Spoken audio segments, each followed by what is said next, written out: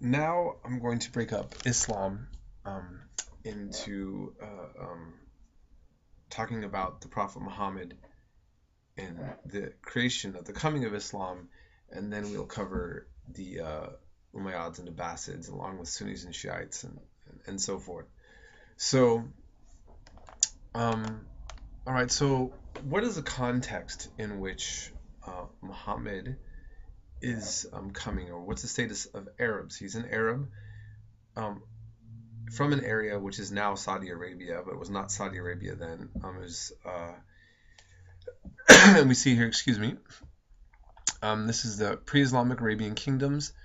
We had various tribes and clans that had power bases within these areas, okay? And the dominant superpowers at the time were the Eastern Roman, the Byzantine Empire, and the Persian. And you'll notice that these Arab tribes here then are on the southern periphery. Here we'll go over more Lakhmids over here. These are also Arab tribes. And so they are being utilized in various ways by these different empires, but they're also kind of out of it. They're not directly in the way, and they're not caught up in between like the people living in these areas here that are sandwiched in between the battles and clashes of these two great empires. Okay, so just something to just throw you out visually.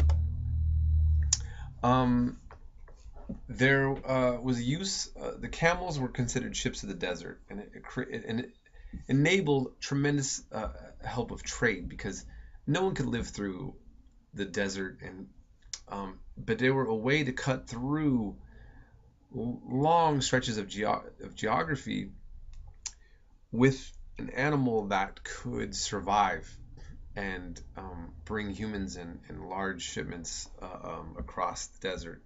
So this was very useful. The city-states developed after 1000 BCE.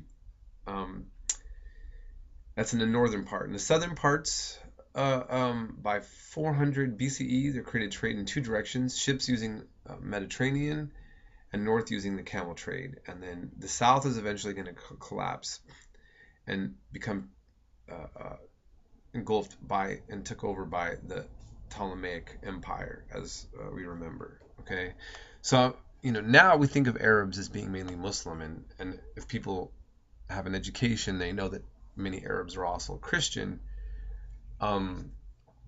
But again, there was no Muslims at the time. Many of them are pagan, and some were Christian, and some were Jewish. We'll go back to that in a second.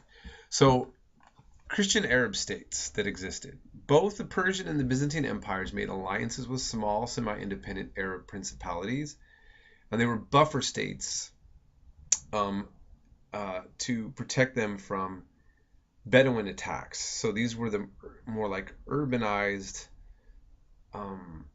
Arab states that could maybe help wing in or control, reign in and control Bedouin nomadic Arabs.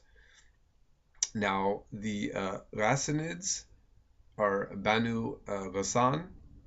They were a buffer zone against competitors of the Lakhmids penetrating Roman territory. They occupied much of Syria, Lebanon, Jordan, and Palestine. They converted to the monophysite form of Christianity. Remember, we were talking about these different branches of Christianity. The Byzantines attempted to suppress the heresy that they had, alienating the Ghassanids and sparking rebellions on their desert frontiers. They remained a vassal state of the Byzantines until its rulers were overthrown by Muslims in the 7th century. Okay. Now, in the Persian sector, Banu Lachm, or the Lakhmids, was a group of Arab Christians. Now they're Muslims, but at the time they were Christians who lived in southern Iraq and made Al-Hira their capital in the 3rd century CE. They emigrated from Yemen in the 2nd. The dynasty converted to Nestorian Christianity. Remember, that was considered one of the heretical branches of Christianity. Their main rivals were the Ghassanids and their and were vassals of the Sassanids, archenemy, the Byzantine Empire. So they were under the Persian rulers. And major center of the Nestorian sect of Christianity, which was nurtured by the Sassanids as opposed to Orthodox Christianity. So let me clarify. Because their Christianity was not blessed, was considered heretical by Rome, Eastern Rome, the Byzantines, that put them in a more favorable position under the Persians. The Muslims are going to use the same approach to this. We'll cover that more later. But I'm giving you just all the kind of backdrops as to the context of the world that Muhammad is going to be coming out of. Okay, so here we look at these Christian kingdoms in the north here of Saudi Arabia, and here's the Persian Empire, and again there's the Byzantine. Okay, and then as I've talked about in other lectures, there's actually in Yemen, in the southern Yemen, around the 6th century,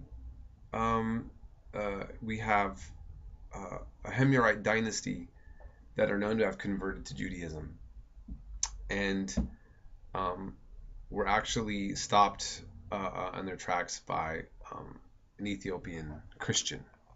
Okay, and so why did I mention this? As we go in to talk about Muhammad, Jews and Christians in the Arab world were a part of the tapestry of the Islamic world, and a part of the Arab world in the way that pagans were also. Okay, so just something I kind of, as you see the development of the history of Muhammad and the evolution in Islam, these things all kind of link together.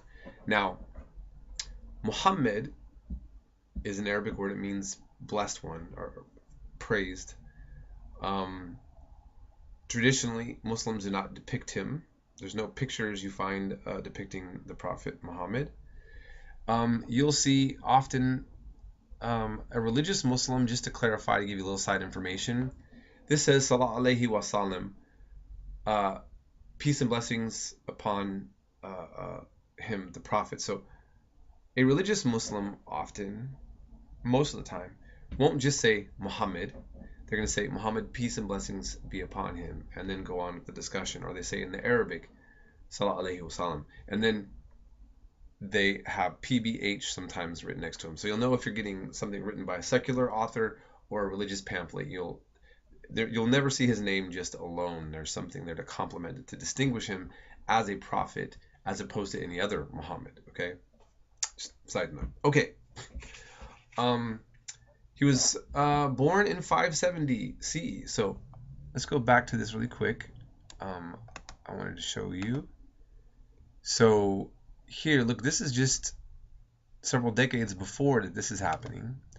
Okay, and just clarifying, I'll go over this more later, why I'm pointing that out.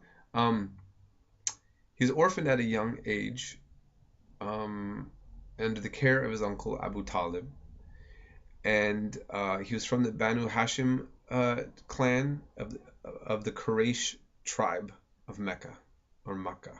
Okay, works as a merchant, and he marries a widow, an older woman, 20 years older than him, named Khadija. Okay, and by the way, I want to clarify, the history that I'm going to tell you is the standard history, and it comes out of sources that are from Islamic sources, and a lot of them come later, and secular historians still work with these texts. This is kind of the flawless standard history given to the Islamic community, but even sometimes some of the histories of the Prophet Muhammad are debated by certain branches. So I just want to clarify that I'm telling you kind of the standard story that's understood about him from the sources that we have right now. Okay, so anyways, just want to go with that. This pre-Islamic Mecca that he was in, by Muslims now, is called al-Jahiliyyah. Jahiliyyah means ignorance, the time of ignorance, the time before they knew better. Okay, And what is it they didn't know better? Well, first of all, the Quraysh tribe took control of Mecca and became skilled merchants and traders. And there's going to be a view that there was a lot of corruption taking place. They were generally polytheistic and animistic, but they also had a lot of Jews and Christians, as I was just mentioning. The Kaaba, which all the Muslims encircle around now, was a place of worship for the deities of Arabia's pagan tribes. For instance, Hubal was worshipped there at the Kaaba, and it contained many idols. Okay, I'm going to stop right there and then turn to the next lecture.